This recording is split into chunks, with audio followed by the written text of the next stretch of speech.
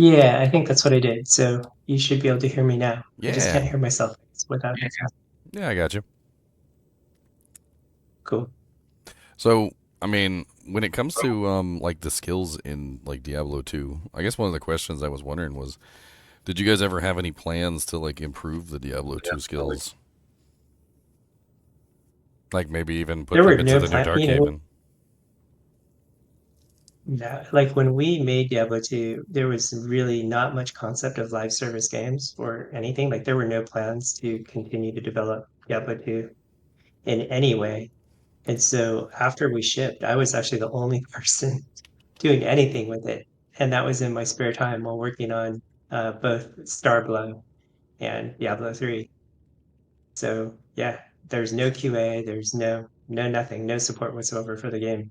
I don't think anyone at Blizzard realized that this it was a game that could last 25, 30 years. It certainly has lasted a long time, that's for sure. You were working on the original Diablo 3 before the that project got shut down? Yeah, a little bit on at Blizzard North when it was a real early, and we were actually building two engines at the same time, one for Diablo 3 and one for an isometric space ARPG named Starblow. What was it called? Starblow, that was the code name. Starbla. Like yeah, like StarCraft meets Diablo. That sounds kind of crazy, actually. Like it's like a StarCraft version of Diablo. That sounds nuts. Yeah, it was like a sci-fi ARPG.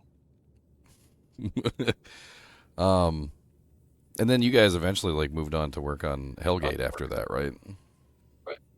Yeah, there was just like this was all during the time that Blizzard was being sold. Like Vivendi sold it to whatever. I don't know who. I don't remember who they sold it to at the time. But anyway, they were selling it, and no one was telling Dave Max or Eric what was going on, and so they got really upset. They, threatened to resign. Effectively, they did resign, and we left. I stayed for 1 year to get a patch out because I felt that was necessary. But everyone left to form Flagship Studios, and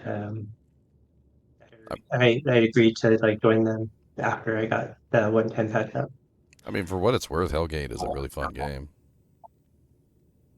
Yeah, we were onto something. We just didn't have enough time to complete it, right? There's didn't have the support of Blizzard, didn't have the funding. Um, Yeah, it's hard there's to do. It's hard to do a game on your own. yeah. I mean, at the time we were riding pretty high, and we had secured a lot of funding. Namco America, they got caught up, like I think the CEO or something like that got caught up in a huge embezzling scheme, Oh, and wow. so they never gave us the money that they promised us, right? Like, it just like that money went poof, and so we were suddenly like desperately looking for funds and couldn't secure like all the terms that we secured were pretty terrible, and it ended up having to force us to push the game out the door early. Um, yeah, and I think if that game had another year to bake, it would have been something. Oh yeah, definitely. Like me and my brother, we my brother's actually in chat right now. We played it when it launched. I remember buying it. We got two copies and we sat there and we played multiplayer together, and we loved it. Like we were all in that game. I still remember finding Yeah, the Wart's leg or the Wart's leg or whatever it was because it was slightly changed with the name. right. Yeah, those were the times. Lots of regrets around that, right? Like we did all sorts of crazy schemes to try to get the thing, like keep working on it. Like really regret charging people, for whatever lifetime subs. That was terrible. Lifetime subs is usually really good for the customer and very bad for the developer, unfortunately, Yeah. because And well, I mean, it gives you short term yeah. money, but then like in the long term you lose out. I actually had Lord of the Rings Online when it first came out had lifetime subs. It was $200 for a lifetime subscription, and I jumped at the chance. Like I think I was playing that game for like 11 years, and I think if you divide that out, like I think it would have been like almost like $1,500 or something, and I like made out like a bandit. Yeah, it's a risk for the consumer though, because you could buy it and the game goes down, and you pay $200 for like a few months of play, which sucks. That's the part I regret. I mean, I've been trying to tell people all the time with games is they need funding. You know, like without money they die. Like even Diablo II, even how old it is, Blizzard's not going to put any effort or money into it unless they can make some money back. And like I noticed with the new game that you guys are making, the Darkhaven, you guys are putting up a Kickstarter, which I see you already got like 130 some odd $1,000 to pledged. Mhm. It's looking good. Yeah, yeah, I hope we make the goal. But yeah, for Darkhaven, we're not planning on doing MTX. It's buy to play. So a lot of it is comes down to getting really efficient servers, and we also have the idea of letting people mod the game and then have some sort of currency that modders can use so that they can sustain themselves, and then we could take a cut of that, sort of like Roblox does. And hopefully that's enough to keep things going. Also, it's a small, it doesn't we don't really require a lot of funds to keep operations up. It's funny. I remember my daughter's my girlfriend's daughter. She played a lot of Roblox when she was younger. And originally, I kind of looked at Roblox and I thought it was just kind of like a knockoff Minecraft. And then, like Mhm. as time went on, I noticed that like developers were coming and they were making their own little mini games like inside of Roblox, and then these mini games were taking off and they were becoming super popular. And it basically became like a modder's paradise where you had like these individual games inside of the game were basically becoming more popular than essentially the game itself, so to speak. And it is a really interesting like way to do things is to have almost like a I'm not really sure how you would put it like an economy or like a community of like developers that basically make mods for your game and then you promote those games, which is essentially how Roblox does things. Yeah, I mean, I've always been really supportive of modding. So one of the things I was doing with D2 was just opening up to modders at the very end to try to make some of that happen. Um, Like but PD2 and whatnot. yeah, It, yeah, for sure. It'd it's be fun to be able to do it's with actually Darkhaven. it's actually kind of unfortunate that D2 Diablo 2 Resurrected kind of got locked down against modders. Like when it launched, they took away the net code and they made it so that you couldn't do like a local LAN, which apparently was a way that they were doing a lot of the modding in D2 was apparently they were using the net code to do it. Yeah, I mean, I think, when the game is being run by Microsoft or Activision or something, a lot of times like the desires of the players gets lost in obviously the shareholders become the important thing. Yeah, I mean that's why the Kickstarters are so great these days because you essentially get to give the control to the actual developers. There's a lot of really good games that have started via Kickstarter. Like Stardew Valley was a Kickstarter, if I remember correctly, and Stardew Valley is like my girlfriend I think has played through Stardew Valley like 30 times on like 30 different farms at this point. I've played through the entire game, like, and that's just one of like the games that's come from Kickstarter. That's amazing. I think this one's going to be another one. I hope so. Thank you. Thanks for your confidence. I mean, it's not even like just me being impressed because obviously I feel honored to talk to you guys in the first place because it's really cool to talk to my heroes basically because this game is I love this game and you guys created it. But like even beyond that, like when I played like your game, I could feel like Diablo 2 in it.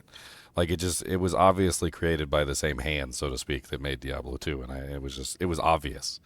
Like I had a lot of fun going through the skills and like playing with the abilities, and almost the same amount of just like I don't want. I guess addictive is kind of a bad term, but like I do get kind of addicted to Diablo 2. I love to play it, and like I when I first pulled up your demo, I kind of had the same thing. I was just trying out abilities and skills like left and right, and like theory crafting stuff, and trying to find the unique items. And it was so fun to go through everything. And basically the thing that I came up with the end of playing the demo was I really wanted more. That was really my final consensus was I really wanted more. Yeah. I mean, the credit goes almost entirely to Eric Schaefer. He just plays the game endlessly, which is something that's actually really hard to do, to play a game while it's in development, because it's not all there. But he just plays like a couple times a day, It and going through the entire thing and just making suggestions for little tweaks. And I think one of the things that Darkhaven does for me, anyway, when I play, is that the pacing is really good, I think, compared to a lot of modern ARPGs that I've played. And that's just because Eric has played it so many times and has fine-tuned it in terms of like, the rate at which they're getting items and doing combat and upgrades and all of that. Like it just feels, I think, different. well, I remember an interview that you guys had. Eric was there as well, and they were talking about his creation of the like the unique item, the rolling like randomized items, and how he had Mhm. devised that specifically because he was playing like D&D by himself, basically. And Yeah. it kind of makes sense what you're saying because it sounds like he's really good at refining the way that the game sort of like presents challenges to you. Because obviously, if you can give yourself whatever you want, you can give yourself a godlike item. You can give yourself the best gear imaginable. But he basically invented a whole system that was designed around just simply like trying to make sure that he could play the game and still have fun without like giving himself everything in the world that was the best items in the game. So it makes sense exactly what you're saying. Like he seems like the kind of person who would go through with the game and like fine tune it and make it into a masterpiece. Yeah, that's exactly right. I mean, that's what he does. Like for all the games he works on, it's just play endlessly and constantly, these little things until it's just, and he's just doing it for himself, right? He's doing it so that he has fun playing the game each time. I mean, the crazy thing is I do the same thing with YouTube videos. Like, when I first started, I had to watch my own videos, and like, it was embarrassing because I'd listen to myself make mistakes and stumble on words, and like, I wouldn't speak like I was supposed to. Like, I'd be dead space, and if you don't go back over your own stuff and look at it, like, how else are you going to improve? So it is actually kind of like really. Uh, I'm trying to think the word. Um, Amazing to hear that he's Yeah. doing essentially that sort of a process. Going back and like playing the game and checking it out and making sure it's working properly. Yeah, it's like, what is the saying that you have to repeat your skill like 10,000 times to master it? And I'm sure by the time we ship, Eric will have played this game 10,000 times. Um, and none of us will have played. I mean, he's not the only one playing, but I think he devotes the most time to just constantly playing as the designer. Like the rest of us, like the artists and the programmers, are, a lot of times we're just busy, like doing code or doing art. But it's always wonderful to get a chance to sit back and play the game Speak, again and speak, feel speak, how. Speaking of art, there was actually kind of an interesting thing in the update for the patch, and a lot of us were actually kind of curious about it. I think Chris Wilson even commented on the fact that the classic graphics were no longer available in the new patch for Diablo II. Um, do you think it would be very difficult for them to go back and like because I would assume what they have to do is they have to actually make graphics for the new class, which is probably why they turned it off. Yeah, I hadn't heard that they turned it off, so that's interesting. Yeah, I they mean, I mean, you're right. Like they're not going to go back and redo and do sprites, right? For the Warlock at this point. yeah, I mean it would probably be a really big pain in the butt to go back and do the sprites for the Warlock. I don't even know if they Yeah, have I'm all sure the technology on hand, right? Like they need. there's no way they have the tech. I bet even for building D2R, they lost a lot of the tech. That's sitting in a junkyard somewhere, probably like the tools that we use to build D2. Um, but yeah, I mean, it makes sense why they would turn it off. Yeah, it's a I don't. I wonder if they have stats on how many people use the old graphics for D2R. from what I understand, a lot of people were using the old graphics just to reduce the overhead on their system. Like you could play Diablo 2 Resurrected on like a potato computer if you went it to all the graphics. Like you didn't have to worry about the new like your GPU could be really old. Like you could have a computer from like 2012 playing this game as long as you turned it to the classic. Did they disable it entirely? Because you don't have to, I mean, you can still play the old D2R, right? Like if you patch, you just can't use the old graphics whatsoever again. Let me check a non-converted character because it's very similar to D2 Classic and D2 LOD, where you convert characters from Classic to LOD. Now you can convert a D2R character to the D2 Reign of a Warlock character. So it looks like in the original D2R, you can still convert to the old graphics. You just can't convert to the Yeah, old graphics in the new patch, the new expansion right. or Okay. whatever you want to call it. Yeah, that makes more sense.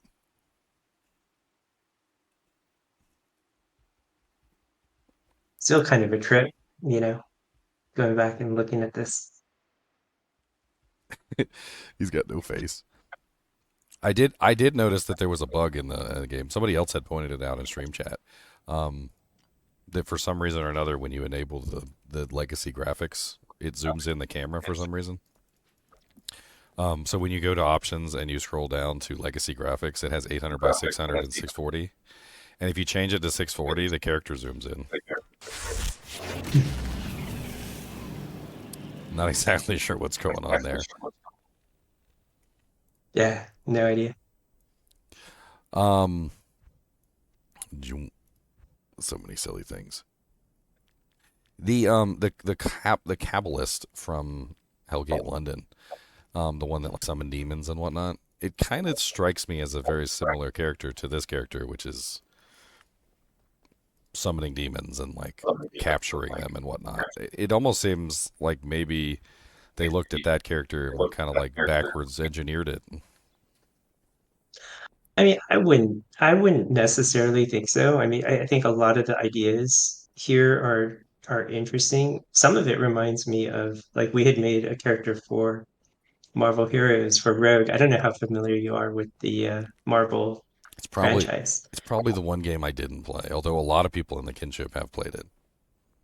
Yeah, no, I'm just talking about the comic book characters. Like Rogue Oh was yeah, yeah. this, yeah, she's a superhero that steals other people's powers, right? Like, Hmm. or she takes them. And so we created a character for Marvel Heroes where you could steal powers from anyone that, you know, you could use your power to steal their power and you would get like their abilities. And it was like, I think when I first suggested that, everyone on the team was like, that's insane. That'd be impossible to implement. But we did it and it was fun to do. So that reminds me, like for the Warlock, you go and you can basically capture demons and use them as your pets and go throughout the game. I mean, that just seems really fun to me. Like just the whole concept of that Oh yeah, is something that is cool. it's so crazy. People are like losing their minds. They're like, I got Lister the Tormentor, you know, like, and they're running around with Lister the Tormentor, and he's like beating people up for you, and like they'll go get the Smith or like you know, like Hephaestus the Armorer, and they're running around and they got like the auras under their feet and everything.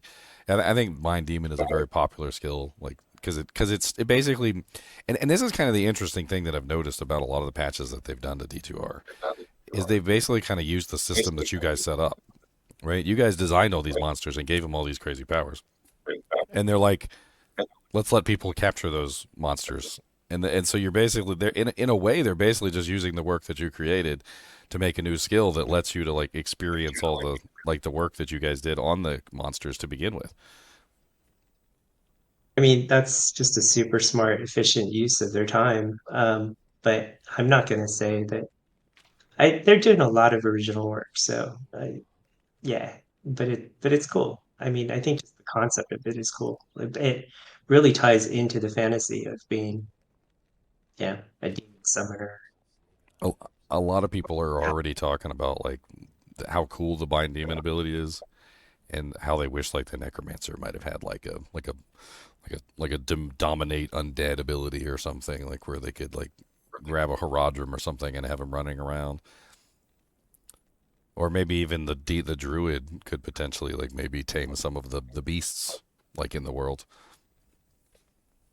Yeah, I think that's one of the hard things about Diablo 2 is that we built it. We built like all the characters are locked in, right? You build um 30 skills for every character, and that those are the skills that they're going to have throughout the lifetime of the game. there's not any room in the systems to give characters like new skills or swap them or anything like that. It's just not built into the core system. Um, and that's why, like, when you go back and you try to think about what to do for your next game, one of the things you think about is, hey, if the game keeps going, like, how do I give something like Necromancer these additional abilities over time? And you want to build that into the core systems of your game, right? So that you can expand characters and they're not always static. But I don't see anyone ever really going back to the Necromancer and changing their skills significantly. Well, the interesting parallel to the blind demon ability is it almost seems like the blind demon ability is very similar to the Iron Golem ability. The Iron Golem kind of like follows you in between games, and so does the blind demon ability. Like you can add specific benefits to the Iron Golem, like via the item, whereas the Blind Demon ability is adding the benefits via the monster that you tame. So there are kind of like some parallels between the Blind Demon ability and the Iron Golem on the Necromancer. Yeah. Yeah. Thanks for reminding me of that. I think, I was the big proponent of giving mercenaries items, doing the crazy thing with Iron Golem is always just trying to think out of the box and do something interesting with the skill that, isn't being done anywhere else, You hear skill that? or ability. You hear that, guys? He was the one that made the Mercenaries get items. I love that. You know And the Mercenaries are so fun in this game, and then I play other games and like they don't have anything that even like remotely approaches how useful and interesting the mercenaries are in this game. And I look back at Diablo 2 and I miss my mercenary. yeah, I mean, it's one of those things where like it wasn't really balanced, right? Like people are always using the same mercenaries, but just the core concept of it is cool. And I wish we had time to make all of the mercenaries useful or more useful.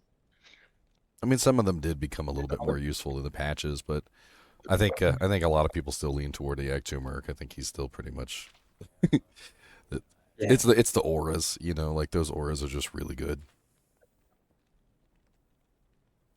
The Speaking of mercenaries, is there any plan to add any kind of mercenary into Darkhaven? Oh yeah, for sure. I think there might even be some mention of it in the Kickstarter. Like for I think something about including people's mercenaries. Like I took a lot of people I dealt with in the community and stuck them as names and for the mercenaries in D2. Oh yeah, So I remember reading about that. Like there was a lot of like people who worked on the game who were in there. You put some of the modders for Diablo 2 in there as mercenary names too, right? oh yeah, like there was D2.com people. I think that was one of the big sites at the time, or D2.net. I forget which. There was Joel who wrote like Joel's guide for Diablo 1. I was like in communication with Oh yeah. him all the time. I've Like, used Gerolf's guide for Diablo 1. I did a recent playthrough and I was all up in the Gerolf guide. yep, yep. Every once in a while I go back and I wonder like what happened to these people. Uh, yeah, who knows? I don't know. Like I imagine some of them probably still play, but like I did try to find some information on some of the original people who were working on stuff back then. Like there was a mod, and I know that it was a cheat, but one of the things that the original like map hack program would let you do was it would let you see the equipment of the Valkyrie. It also Mhm. let you cheat and see the equipment of players and stuff like that too. But I always thought it was really cool that you could actually see the equipment that the Valkyrie was wearing. Um, and I kind of like Yeah, I was trying to find like a version of that mod so I could maybe like see the Valkyrie's equipment, but I couldn't. For the life of me, I couldn't find that version of the mod. yeah. I mean, that would have been cool, I think. I guess it would have encouraged people to like resummon, Oh whatever yeah, the Shadow Master or the Valkyrie like too many times. So oh probably yeah. wouldn't have worked design wise. But Oh, they would have been sitting there all day, like just resummoning constantly. Like, oh nope, crap gear. Oh nope, that's poopy. yeah. I mean, I've had a couple times where literally I summoned the Valkyrie and she had amplified damage on striking.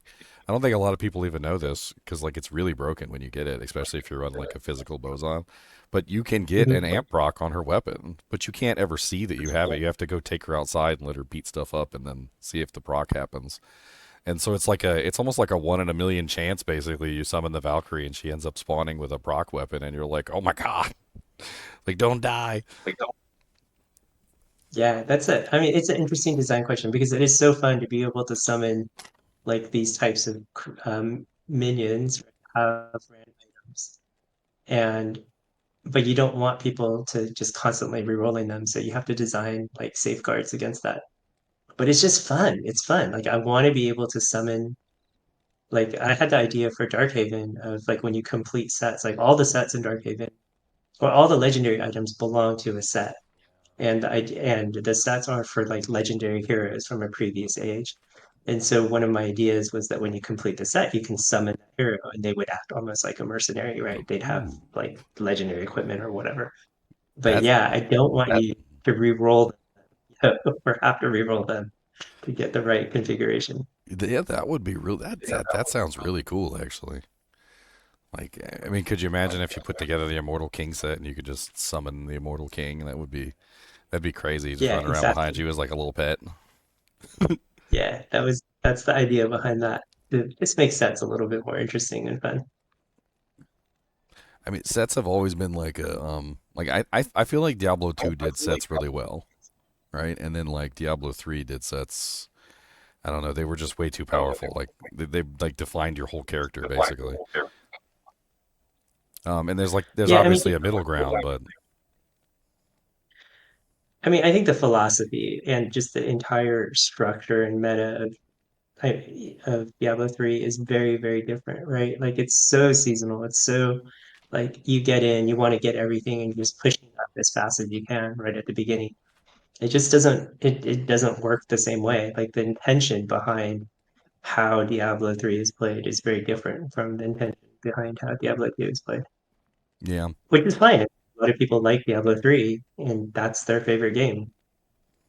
Well, one of the things about the D2 sets that I really liked was like the partial bonuses.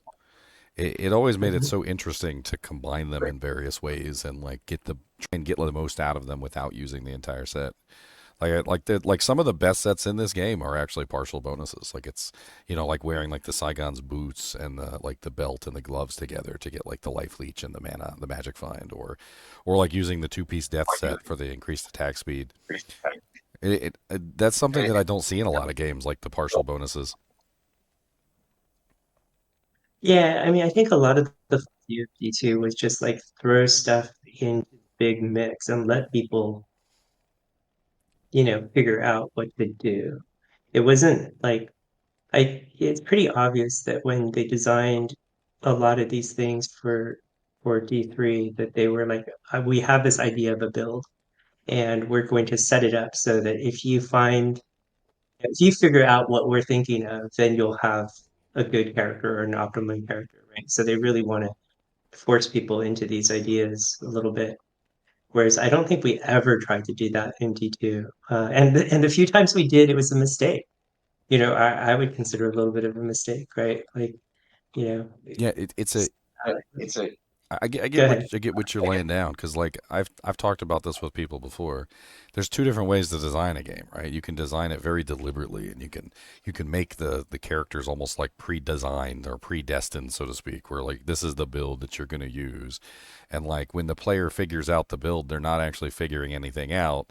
They're really just kind of following the path that you laid down. But then on the other side of the coin, you kind of just like throw all these random bits into like a bag and then you throw the player in there and you're like, make something. And there's no path or plan to it. The player just has to figure things out on their own. And I always think that the latter always works better, the throwing the player in and just letting them figure things out. It, but you have to design the base systems in a way that, like, there's ways to design your base systems, and you can get a better result, Hmm. with that method. Like, you really there's some like core systems where like if you have just way too many multipliers, for example, Like Diablo and 4. yeah, like I don't know what Diablo 4. I haven't played Diablo 4 since, Tons of months after. multipliers. Oh my God. It does. Initially it did. I don't know if they've toned that down. They've talked about toning it down. But like if you just have too many multipliers, then you like even if you throw things into a bag, people will still find like these ridiculous builds compared to everything else. So it has to be like it can't we don't try to balance the game, like we don't try to balance it perfectly, but we try to design the core systems so that there is like inherently a little bit of balance, like things can't get too out of whack, hopefully. Not always that, but I mean there's delivery, I think, to that level, that type of systems design. Yeah, I mean, I get it. Like it's kind of like a like in D4, for instance, they got so bad with their multipliers because you pointed out multipliers. They literally hit the max overflow integer for a 64-bit system in the negative value. So it's like 14 quintillion damage or something. Like I had to like look it up because I don't even know how to like even say a number that large. I've got screenshots of it, and it's happened like multiple times. Like it's happened I think like 7 or 8 times or even more than that now, with different skills and different abilities. Because you're right, they just keep adding more multipliers, and then the players gravitate toward those multipliers, and then eventually they end up just breaking the entire system and and hitting the maximum damage that you could ever do on the video game. Yeah, and on some level, they must have known. It's like they're smart guys. They know that this is going to happen. But they somewhere they were like, "This is good gameplay. This is what we want to have happen in the game." Um, like I'm sure it was discussed internally, and um, it does create like really huge power differences. It means that people who are in the know, who know how to work the system, can be thousands of times more powerful than other players. And I think that works for a game like Diablo 3 that or it has that similar thing where you're really just each season everyone is used to find the absolute best build and then dominate some sort of ladder. Yeah. Um, yeah, that's the philosophy. I mean, I did notice that when I was playing Darkhaven, obviously, like I noticed the numbers were smaller. Like me and Leon and several other people in the kinship, like we notice these things when we play a game, and it's like you hit for like 100,000 damage, or whether you're hitting for like like 100 or something along those lines. And I noticed that the damage numbers in Darkhaven are much lower and more controlled, which is very promising. It's something that I immediately was impressed by. Yeah, you should see the code in the the comments in the combat system code. It like very deliberately calls out like there are multipliers. You can't avoid it, right? Like attack speed is a multiplier, Yeah. and you want characters to be able to have faster or slower attack speed. Um, though that kind of brings up, the issue of breakpoints and other things that's interesting and is another aspect of design. But anyway, the combat code in Darkhaven is just very clearly called out. These are the possible multipliers, and we're not going to add any more. And this is how you like change anything or add anything to the system in order to like keep that system constrained, right? Because I don't want to have to deal with like I think it's impossible to really balance a game well if some characters at like whatever level, let's say they're at level 50 and they're some characters are hitting for like 100 damage and some characters are hitting for a million. Like how do you balance the monsters in that case? Like I don't know. Well, that's kind of the whole argument I made with Diablo 4 is that they're not, right. They're not balancing it. So what they do is it's kind of like, I don't know if you're familiar with like semi trucks, but like on the highway in the mountains, they have these runoff ramps that go up into these like sand pits, or like they have like these big water barrels. And so if the truck's brakes ever go out, the truck can always go up this ramp and stop itself safely, right? And the pit is this scaling difficulty that goes up to infinity, right? So the pit becomes this thing that just absorbs all of the bad builds. So whenever you have a build that does like millions and billions and trillions of damage, there's always another difficulty to absorb like whatever it is that they're putting out. And it makes for just really bad gameplay too, because you have like one player who's capable of say like torment 4, and then you have another character who's in like pit 150, and then you have another character who's in pit 100, and none of them are really compatible with each other like gameplay wise, because they're just all in different places even though they're technically all the same level, and so you can't really play together. Yeah. Well, I mean, I think it's oriented towards, like I said, I think that entire design is oriented towards having like a sort of an infinite scaling ramp where you can differentiate players by like the builds that they've made and theoretically their skill, so that it's almost like an esportification of ARPGs. I mean, I think I much rather prefer like the Diablo 2 method, which was you guys chose like a max difficulty is what you did. I think at one point didn't it go higher than Player's 8 at one point? I don't remember. I mean, all I remember at this point is Players 8. It's so ingrained in my head, right? But my point is you guys chose a difficulty to cap it at, and then you started balancing the game sort of around that difficulty, which I think was what really kind of made Diablo 2 stand out among some of the others that don't really cap off that max difficulty. Yeah, it was done at a different time. But I mean, just talking about capping difficulty, like one of the things I absolutely hate in games is infinite scaling. Like, I hate it too. I- I hate it too. it just feels like you don't accomplish anything, you know? Yeah, you're the hamster on the treadmill. Like you're going nowhere. Like Yeah. you should always feel like when you get more powerful, that you should be able to go back and like fight the lower level monsters and be like, haha, look at how powerful I am. Unlimited power. And then, but like in the infinite scaling games that just keep scaling no matter what, you go back to that low level and now they've leveled up with you. And Yeah, I mean, you don't get that feeling that you had before. that's another side of it. That's the that's like player scaling or whatever. But the problem I have is not just that, but even if a game like has monsters at like they're not locked to your level. But if I find out that you can advance indefinitely in a game, like there's no end, then I really do feel like it's a crazy treadmill, Hmm. right? Like I'm never gonna get to the end, so why play at all? Like for games that do that. It also has Um, a bad side effect of taking the available builds. So like let's say you have 6 characters and every character has like 100 builds and you've got like 600 builds. Like it's like a cone. So like the further up you get, the less of these builds are going to work in that content. And so like it eventually gets to the point where like only like a handful of builds even work at the top of the list. And so you really kind of not only do you make the player feel like they're on this infinite treadmill of like I can never keep up, you also just artificially restrict what people actually want to play because they're like, oh well, I won't play a fireball sorceress because the fireball sorceress can't make it, up to where the other characters are. yeah, for 95% of the players, it becomes a waste of time to do anything other than the best build. It also kind of feels bad too because I feel like it also kind of artificially puts. And I don't want to be like insulting, but there are players, of course, who are not going to be as skillful as others, right? But like in games like Diablo 2, you're all playing in the same game. In games like Diablo 3 and like Diablo 4 and stuff that like separate everybody out in these like these infinite scaling sifters. Like the players that are less skillful end up like down at the bottom in like the kiddie pool. Like they're not playing the same game as everybody else.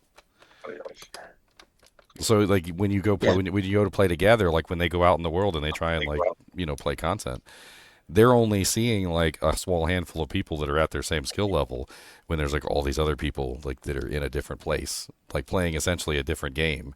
And they're kind of just like relegated to this little tiny section of the game. Like you guys suck here, you'll be over here in this section.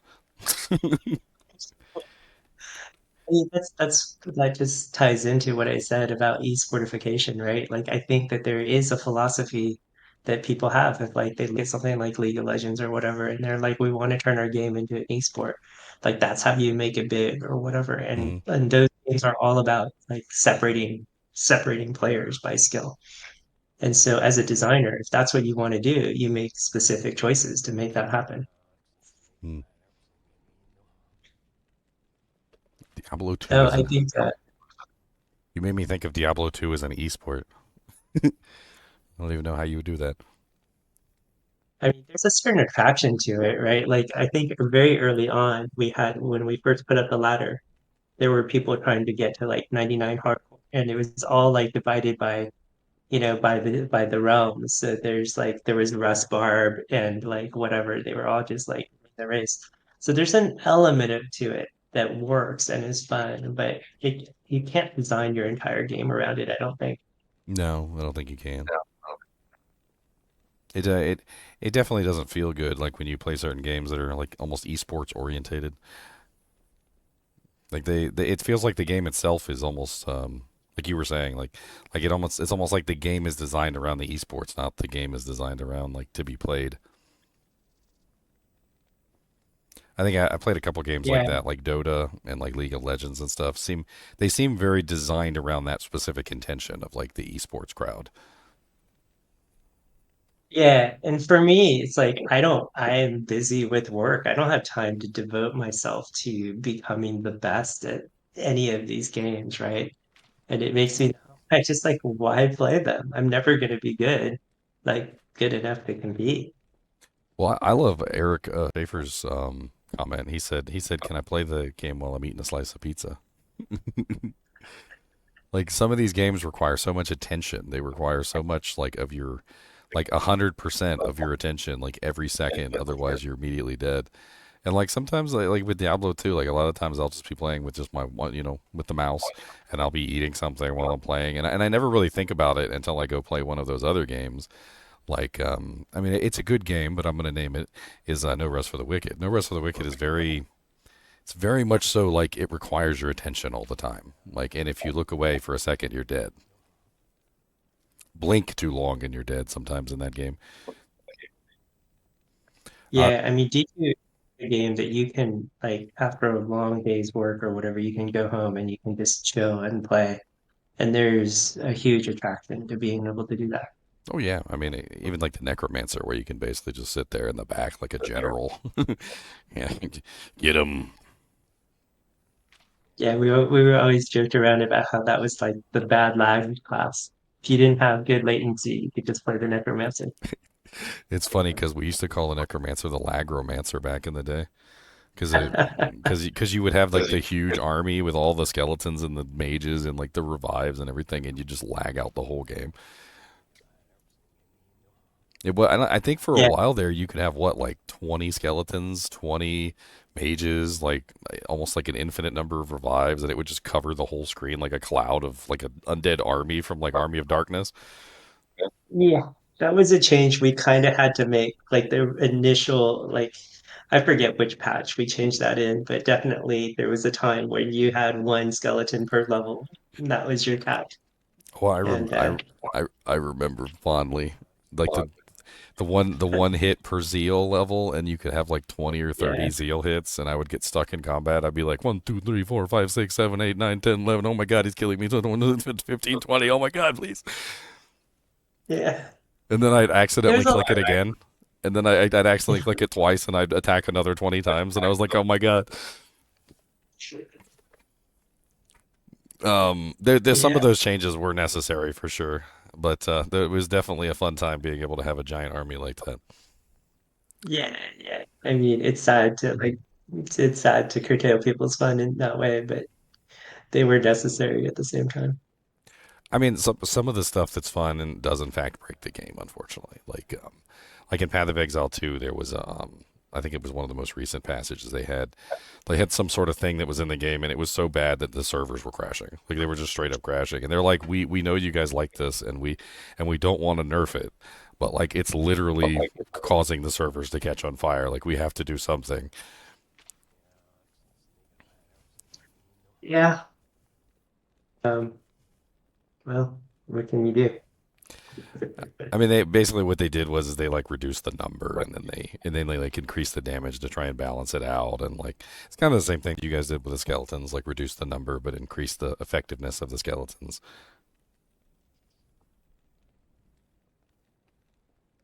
Yeah.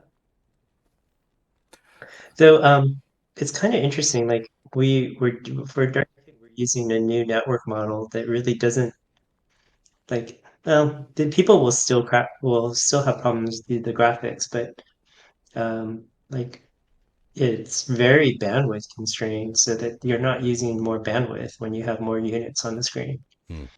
Um, which is kind of like a was something that we learned from RTSs like StarCraft, right? Like StarCraft really isn't that bandwidth constrained. Um, when designed to handle hundreds of units or whatever. Speaking of the Necromancer, is there any summon type character planned for Darkhaven? Like a I mean, for sure, we're gonna have summoning. Like we're gonna have minions. I mean, I think at this point, like having a minion class is just sort of entrenched in the idea of ARPGs. You know, I think in a lot of ways, like the viewpoint of ARPGs, where you're kind of almost like looking down on your character, like encourages, like the reason why that viewpoint works is because you want to be able to have characters like a minion mancer where you can see all around you, right? Like, um, otherwise, you would why if it was just all like melee and shooting, you would just have an over the shoulder character. hmm, Um, but if you're going to have something that's a lot more tactical around sort of that kind of positioning, 360 view, and managing an army, that's when you really want like more of a top-down view. So having yeah, that type of character really plays into the strength of the ARPGs, I think, and that isometric viewpoint. and you just kind of feel like a general, like in the background, like over your army. It Yeah. definitely is very fun to have like an army running around murdering everything. It really is. I mean, So I've been a Necromancer player for like forever. Like I like Necromancers, and like it definitely is. There's just a certain like vibe there of just like you got this giant army murdering everything, running around, and with the addition of teleport, you have the ability to almost like command your army and get them to move to specific locations, which is great. yeah, yeah. I mean, I think Necromancer is fun. I had whenever I play Necromancer, I have a great time. It feels like it's one of the like most piano-ish classes where you're really switching keys and using like tons of skills, right, while you're playing it. Swiss Army knife. I call the Necromancer the Swiss Army knife. He's got a curse for every situation. Hmm. I mean, it's absolutely insane because like the paladin and the necromancer sort of mirror each other because the paladin has an aura for every situation and the necromancer has a curse for every situation, and it's just they feel like characters very much so in control of their own destiny, so to speak. You know what I mean? It's pretty much just like well, like, oh, you have a monster that's in front of you. He's immune to physical. Like, well, you have a curse to deal with that. Like, what are you doing?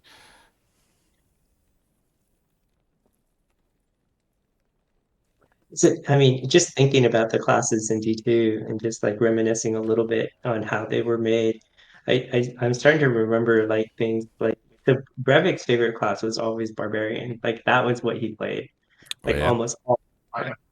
And and when that happens, it's really interesting because we ended up, I think, tuning the barbarian to be weaker than the other classes because he wanted that difficulty right while he's playing. And it was really hard to like judge when you get reports from different players like, oh, this class is too strong or this class is too weak or whatever these skills. Like, you're kind of everyone had their favorite character, right? Like Mike Dashow played the Sources. He built the Sources, and that was his favorite character. And who so, like did? so many people, Mike Dashow, Oh, he was one of the character artists, um, and he did, he did all of the Sources art. Um, like Kelly did the Paladin, and just like different artists, I love the took on paladin. different I love characters. it. Yeah. So, And so, but you get these different reports from players. It's like, oh, this character is dying a lot, but it was really hard to like figure out, whether it's just that they were really good players and knew the game really well, or weren't that good. And so I think like I feel like we shipped the barbarian like it was hard, the barbarian does I seem mean, to be in a bad place. Like yeah. it's not horrible by any means. Don't get me wrong, but like the barbarian definitely is one of the classes that he doesn't have a teleport. He doesn't have. I feel like the paladin is a better melee character than the barbarian, and then of course like he's not a very good caster either, but he does have some really nice Mhm. buffs, and of course he has find item, which is invaluable. So like he still sees a lot of good use. One of the Yeah. people in Twitch asked what your favorite was. Um, I started out. like, being a sorceress player. I was a rogue player in the original Diablo. I gravitated to sorceress, and then I ended up playing assassin during the expansion Hmm. for the most part. I mean, I also played a lot of necromancer in between. I was probably one of the people on the team that played the most D2 while we were making it. And Special Eddie asked who worked on the Amazon the most. Oh, the Amazon was Phil That was Shank. that was Phil's. Yeah, I think yeah. I remember him posting actually. He had like a an animation that he did on like Twitch, I think, or Twitter. He had posted like a redone animation for the Amazon. I remember that. Yeah. Yeah, Amazon's pretty I good mean, too. my memory is off, so if I got anything wrong in the past, whoever, it gets to, forgive me. But I think I'm right about these. Um, I think, yeah, go ahead. oh, I had something in my head there, but I forgot it.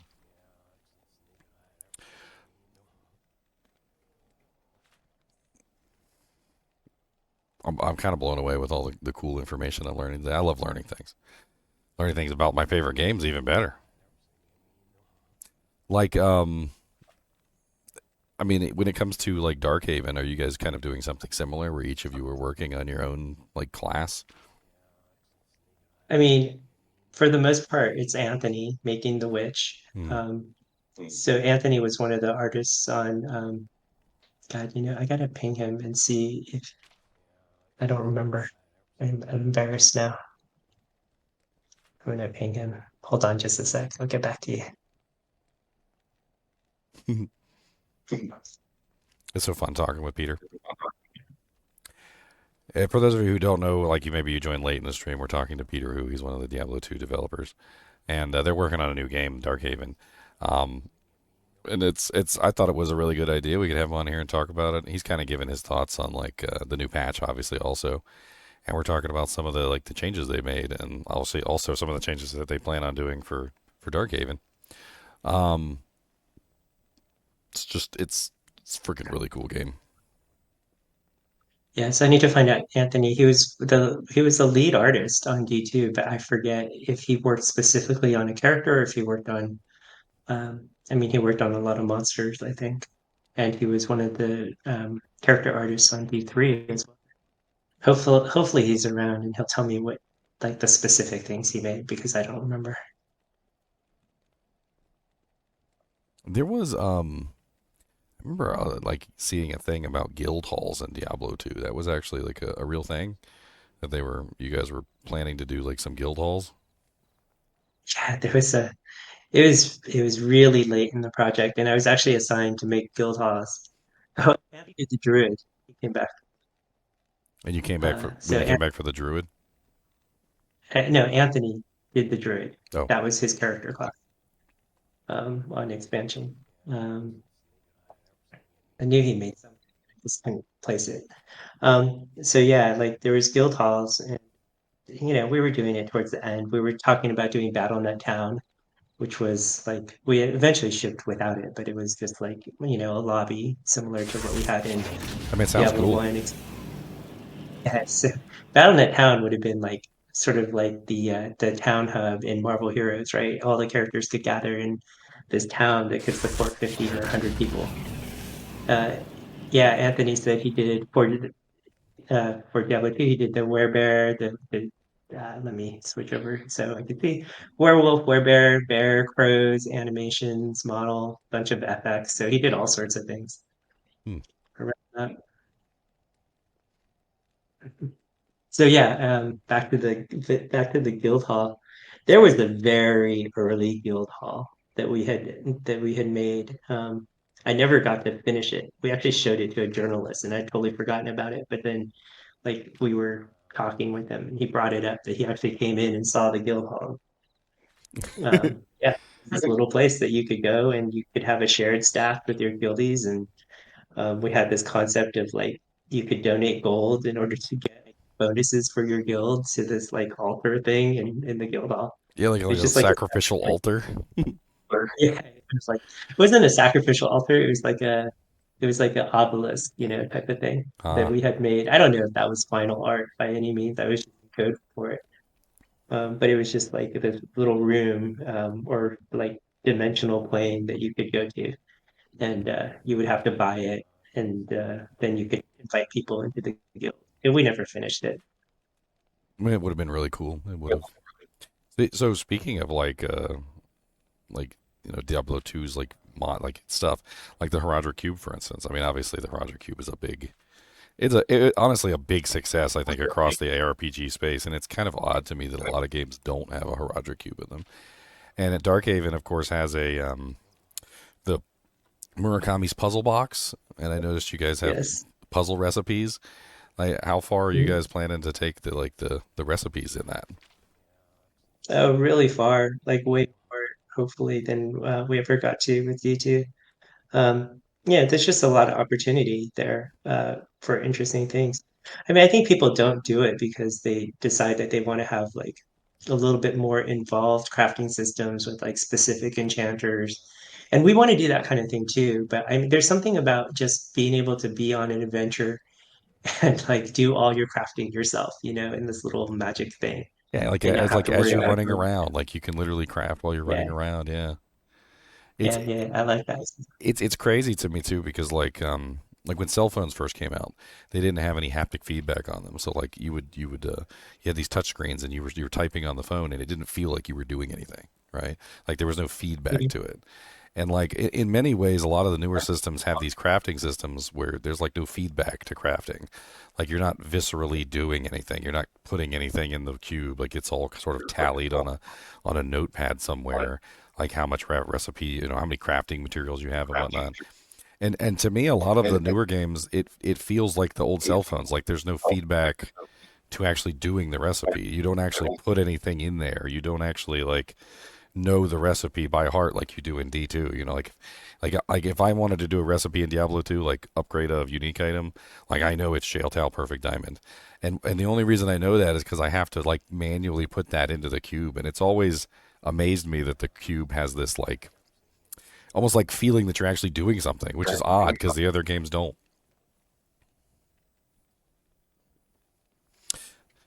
He said he now somebody in chat said they need the websites. They can't memorize all the recipes.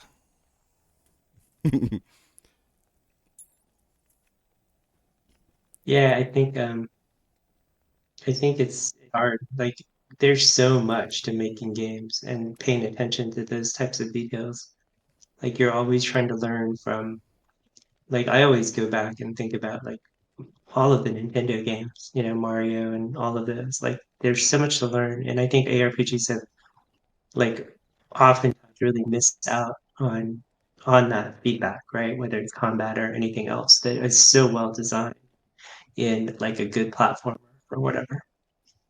Yeah, I mean, feedback is big.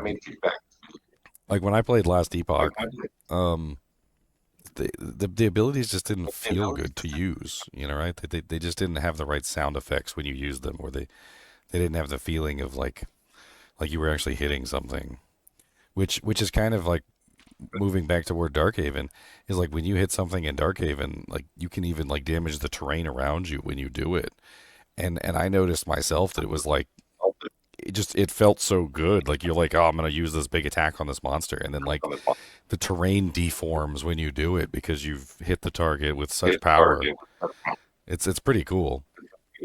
Yeah, I love it. I mean, obviously, there's the element of subjectivity and personal taste in it, you know. Uh, but yeah, I love being able to jump into the air and just like smash into someone's face, which is something that you do in Darkhaven. It just feels like you're whatever Black Widow or something.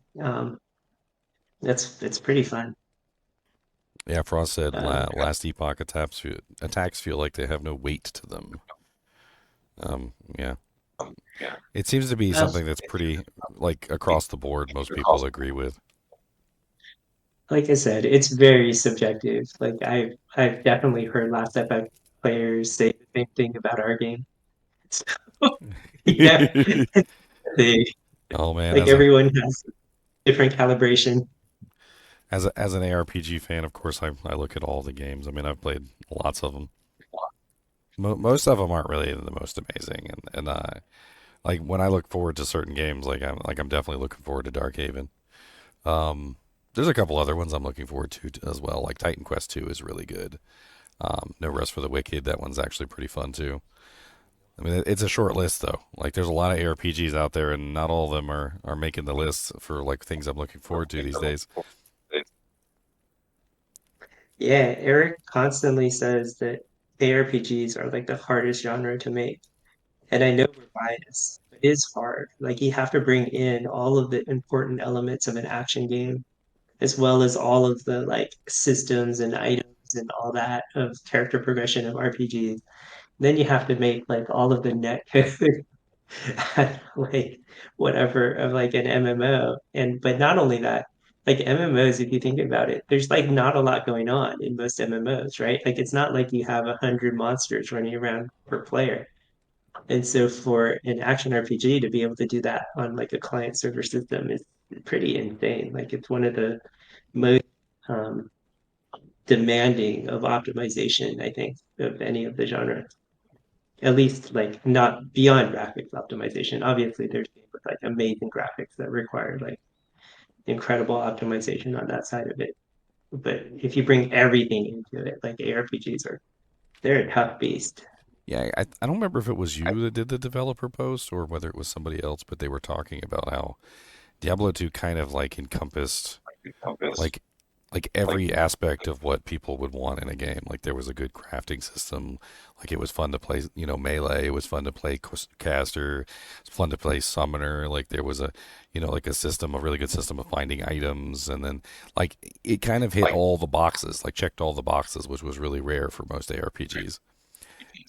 That was definitely not me. I It might have been think Nizari, I think, or okay. it. I mean, it holds true though. Like, Diablo 2 really does have kind of like something for everybody.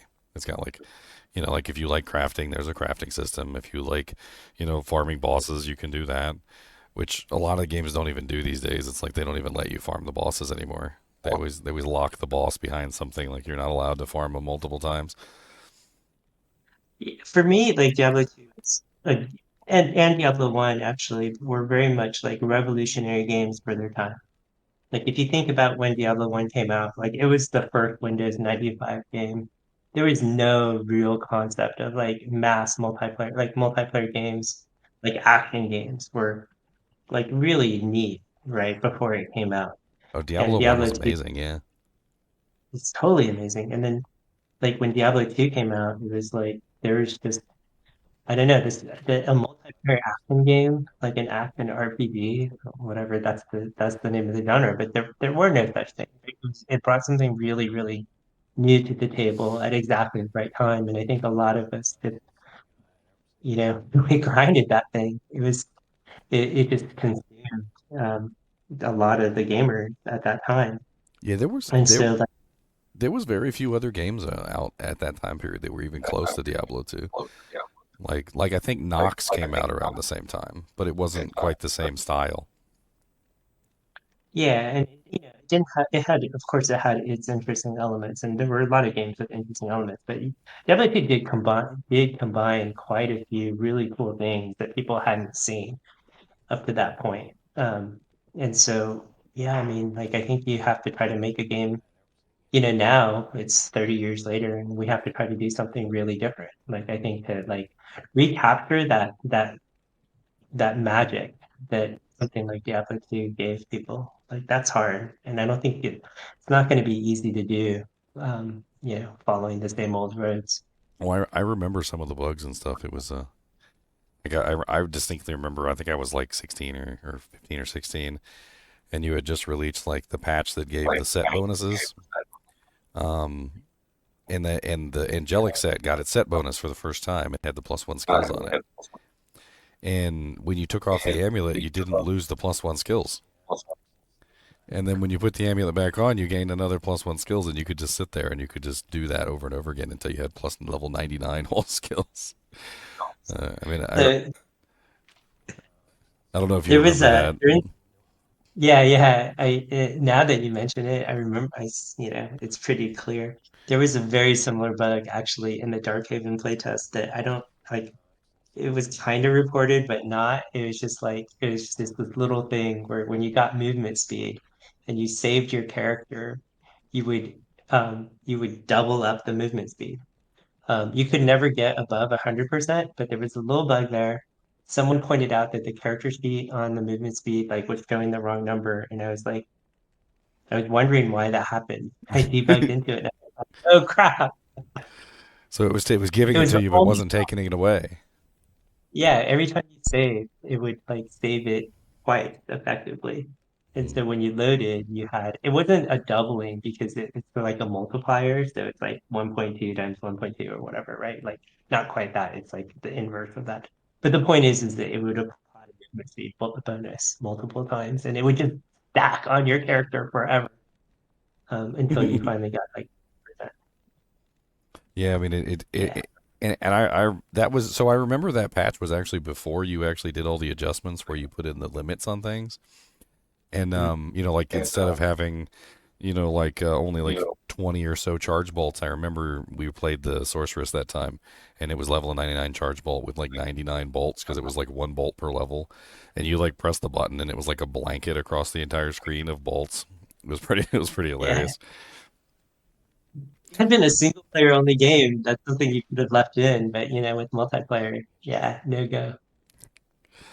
Um, That's like the only time we added cooldowns was like really, I mean, we added cooldowns first, I think, for Frozen Orb, but then we really started adding a few for the Druid because like Volcano and stuff like that were so graphic, like they slowed down the machine so much oh, they that do, we they added. really do, yeah.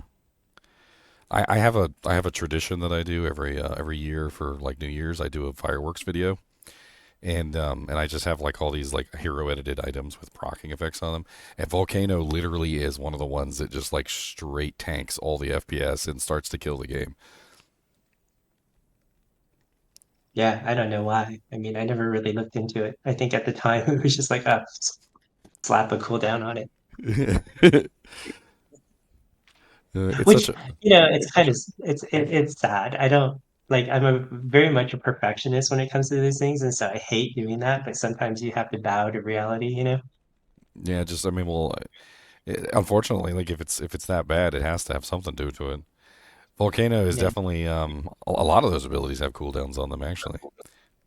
Yeah, that was the sad thing about the Druid. Like we didn't really get into like sort of the multiplayer optimization of the Druid abilities until later. And some of the VFX were just like a little bit over the top.